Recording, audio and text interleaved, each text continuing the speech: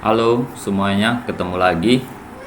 Hari ini saya akan sharing pengalaman dan sedikit konsep ya dari beberapa eh, penerapan yang sudah saya coba lakukan selama 7 tahun saya mengampu mata kuliah metode penelitian. Ya, jadi selama 7 tahun ini saya masih terus mencari formula ataupun metode-metode penyampaian mengenai mata kuliah metode penelitian ya, kepada mahasiswa. Bagaimana sebenarnya langkah terbaik ataupun metode terbaik yang dapat kita lakukan untuk menyampaikan mata kuliah metode penelitian. Ya, jadi mungkin saya ingin sampaikan beberapa hal. Kalau untuk mahasiswa S1 ataupun program sarjana ya, ada beberapa tantangan yang kita temui selama 7 tahun pengalaman saya mengampu mata kuliah ini. Tentu yang pertama adalah mengenai pemahaman mereka pada konsep meneliti itu sendiri. Ya, meneliti itu seperti apa? Penelitian itu apa? Ya, ini konsep ini mahasiswa pada tingkat sarjana itu masih banyak ataupun sebagian besar di antara mereka itu yang memang belum memahami konsep dari penelitian itu sendiri. Kehidupan sehari-hari mereka sampai mereka lulus SMA kemudian mereka kuliah S1 ya, itu mungkin mengalir begitu saja ya, berjalan apa adanya, dan mereka banyak di antara mereka yang tidak berpikir mengenai kata penelitian atau riset ya. Jadi ini satu tantangan awal yang kita harus perjelas kepada mahasiswa saat mata kuliah ini ya. Kemudian yang kedua tentu mengenai metode penelitian. Setelah mereka mendapatkan atau mendengar konsep mengenai penelitian, maka selanjutnya adalah metode penelitian itu juga harus kita mampu sampaikan secara teori dulu ya, tentunya secara teori konsep, alur-alur maupun proses ya dalam melakukan sebuah penelitian. Nah, ini adalah terkait dengan metode penelitian.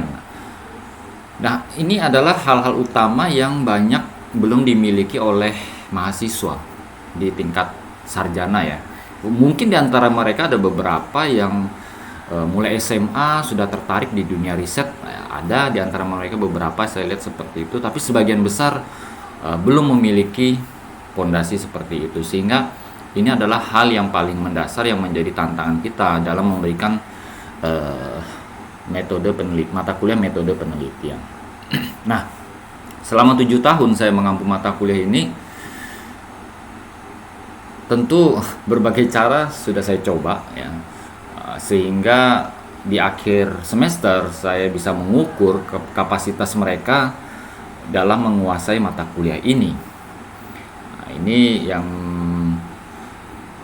saya rasakan selama 7 tahun ini. Nah, saya akan tunjukkan semester ini metode seperti apa yang saya gunakan. Semoga bisa menjadi satu referensi untuk kita ya, khususnya Anda mungkin yang sedang belajar mengenai metode penelitian maupun dosen-dosen yang kebetulan juga mengampu mata kuliah ini. Jadi semester ini semester ganjil ya, 2020-2021 ini juga semester yang sangat khusus karena kita berada pada kondisi suasana pandemi virus ya, sehingga penyampaiannya juga kita menjadi harus lebih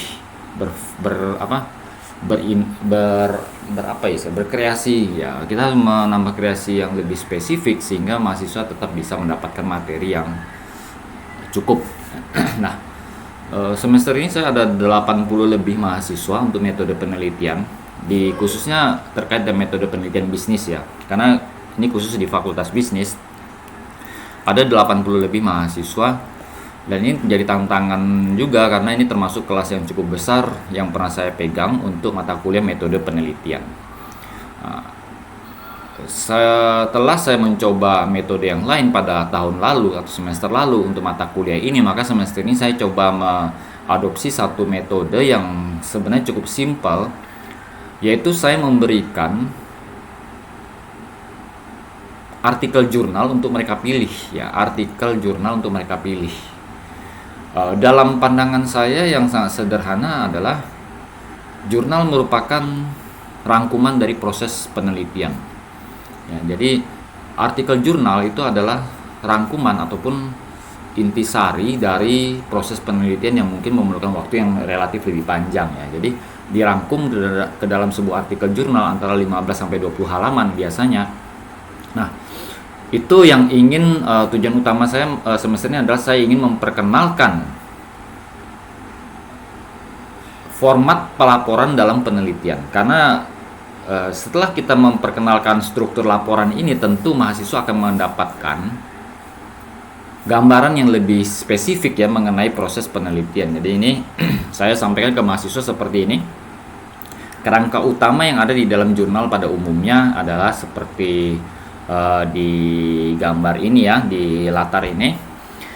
Mulai dari pendahuluan ya, kemudian introduction ya, kemudian literatur review, metode penelitian, discussion and summary, kemudian references. Ini adalah komponen utama yang ada di dalam sebuah jurnal pada umumnya, artikel jurnal pada umumnya. Nah, jadi tujuan utama saya sederhana semester ini sebenarnya. Jadi mereka saya bentuk ke dalam kelompok, kebetulan ada 80 lebih mahasiswa, 85 ya. Nah, saya bentuk ke dalam kelompok maksimal 5 orang. Dan saya berikan daftar artikel jurnal ya di awal semester lalu. Saya berikan daftar artikel jurnal itu ada beberapa untuk menjadi referensi mereka ya. Foldernya ada di ini ya. Ada lagi yang lainnya, coba saya sebentar. Artikelnya di sini ya kalau saya bisa. Nah ini, jadi ada beberapa artikel. Kebetulan mahasiswa saya, ini sorry ya agak rame. Mahasiswa saya itu dari prodi manajemen dan akuntansi. Jadi mahasiswa prodi manajemen dan akuntansi. Saya sediakan 2 kelompok artikel, yaitu di bidang manajemen dan akuntansi. Nah, ini ada cukup banyak, sekitar 50 atau yang akuntansi mungkin total sekitar ada 80-an artikel. 80 artikel, tetapi karena saya bentukan kelompok sehingga hanya beberapa artikel yang mereka pilih ya. Beberapa artikel yang mereka pilih menjadi untuk kelompok mereka. Nah, total yang dipilih itu ada 18 artikel. Jadi selama 1 semester ini kelas metode penelitian saya membahas 18 artikel ini mulai awal semester sampai akhir semester oleh setiap kelompok. Jadi kita bisa bayangkan selama efektif kurang lebih 4-5 bulan belajar ya, satu kelompok mahasiswa maksimal 5 orang, mereka membahas hanya 1 artikel jurnal ini ya. Mereka bahas. Dari situ saya sudah mendapatkan perkiraan mereka membaca artikel tersebut mungkin sudah harusnya ya lebih dari 10 kali minimal. Paling tidak lebih dari 10 kali. Mungkin sekitar 20 kali ya. Karena selama 1 semester ini mulai dari tugas, UTS dan ujian akhir semester adalah terkait dengan artikel mereka masing-masing. Nah, dan saya sampaikan UAS-nya seperti ini ya.